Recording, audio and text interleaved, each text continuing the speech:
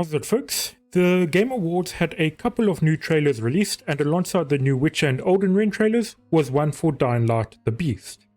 If you are only interested in the release date, they announced it will come out in the summer of 2025, so in 1 year's time.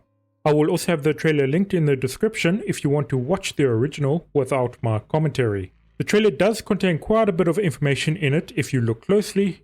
In the intro, with the Baron giving his justification for why he is experimenting on Calgrain, there are a couple of things I want to point out. Firstly, they show a couple of old paintings, the one on the left being Prometheus having his liver eaten, and the one on the right being Kronos eating his son.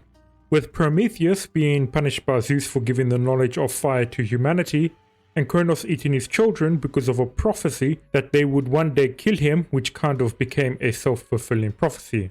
Setting aside that both depict Greek mythology and they likely had to be scavenged and brought to the Baron's residence, they are probably both displayed because of how they show how knowledge could have unforeseen consequences. Or maybe I am just rambling about two pieces of art that hold no real significance. The next thing I want to point out is something that goes so fast if you blink you'll miss it. And that is this new display of how the Harran Virus currently looks. And as someone who studied microbiology back in varsity, I thought I could give some insight here. Back in Dying Light 1, they mentioned that it was a strain of rabies which is normally helical, or think of it as a sort of cylinder shape, whereas this is showing something much more similar in shape to what caused the recent COVID pandemic. It is possible for viruses to change their coat or outside layer, but that would involve the virus mutating. And with the new virus looking like this, Techland may be suggesting that it can also spread through the air similar to COVID, and with the new coat, the old treatment of antigen probably won't work anymore either. I could go into a lot more detail here, but that would turn into more of a lecture about the virus, and I feel like Techland just threw this in as a little Easter egg and don't intend for it to be so closely examined. Moving on, we get an escape attempt from Crane as well as how he is immobilized, probably trying to show how his 13 years in captivity was like after the events of the following, and also how it seems like he didn't stop trying to get out. Next, we get a look at the swamp biome with a body floating in the water, a vehicle in the background, and a couple of wandering infected.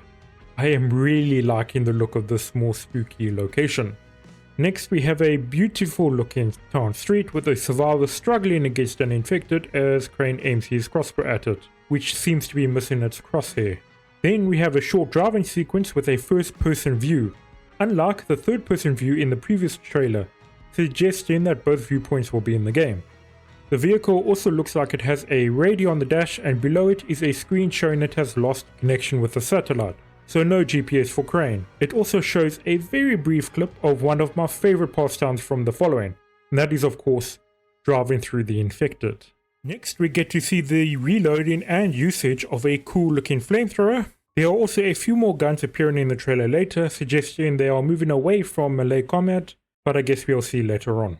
Then we get to see Crane sneaking through a facility with a pistol, with a viral locked up in a cage near the back. Next, we have one of my favorite parts of the video, this amazing looking forest at night, with much better shadows being cast from the torch compared to what we have in Dying Light 2 at the moment. Then we are showing the grenade launcher, which has a different ammunition and can shoot something that looks like a UV flare to stun the infected at night. But there is something I think is worth mentioning here. The Volatile and Viral look exactly the same as the ones in Dying Light 2. Truthfully, I'm hoping they are just placeholders and that they will look different when the game releases, as every Volatile looking exactly the same is one of my, let's say, minor gripes about Dying Light 2.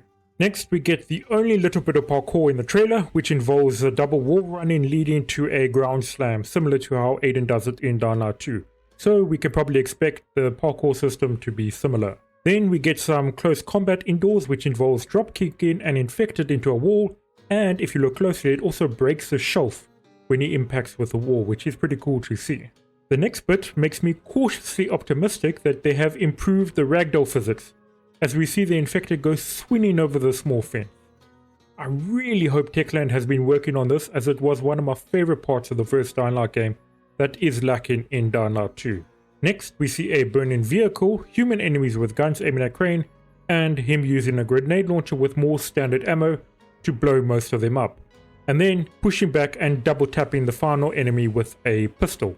Then we get another closer look of what I think is that viral scene earlier with a mask over its face to probably stop it from biting the people running tests and experiments on it.